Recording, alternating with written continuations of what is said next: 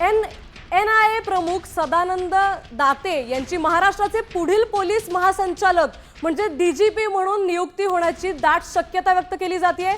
मोठी बातमी आहे, दाते यांना NIA मधून कार्यमुक्त करण्यासाठी राज्य सरकारने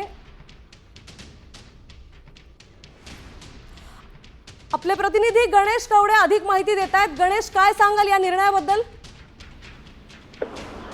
नक्कीच ज्या पद्धतीने खरं तर सदानंद दाते हे महाराष्ट्र कॅडर मधले आहेत, मात्र सध्या केंद्रामध्ये ते NIA चे प्रमुख म्हणून सध्या तिथे कारभार करत आहेत, तर दुसरीकडे सदानंद दाते यांना केंद्रातून मुक्त करण्यात यावं अशा पद्धतीचा एक प्रस्ताव देखील आहे केंद्राकडून राज्याकडून केंद्राला पाठवण्यात आलेला आहे। प्रामुख्याने या मध्ये 7 अधिकाऱ्यांचा नावं आहेत, मात्र रश्मी शुक्ला ज्या सध्या पोलीस महासंचालक आहेत त्यांची देखील महिना अखेरपर्यंतच या सेवानिवृत्त होत आहेत आणि त्यानंतरून कोण पोलीस महासंचालक असतील अशा देखील चर्चा सुरू झालेल्या आहेत। त्यामध्ये प्रामुख्याने सर्वात आघाडीवर ज्यांचं नाव सध्या समोर येते ते म्हणजे सदानंद दाते यांचं नाव आघाडीवर असल्याचं देखील सांगितलं जात आहे। त्यामुळे पुढचे पोलीस महासंचालक सदानंद दाते असतील अशी देखील आता सूत्रांकडून माहिती मिळते।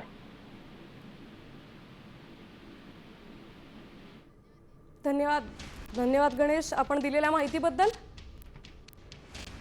तर दाते यांना NIA मधून कार्यमुक्त करण्यासाठी राज्य सरकारने केंद्राला प्रस्ताव पाठवल्याची सूत्रांची माहिती आहे।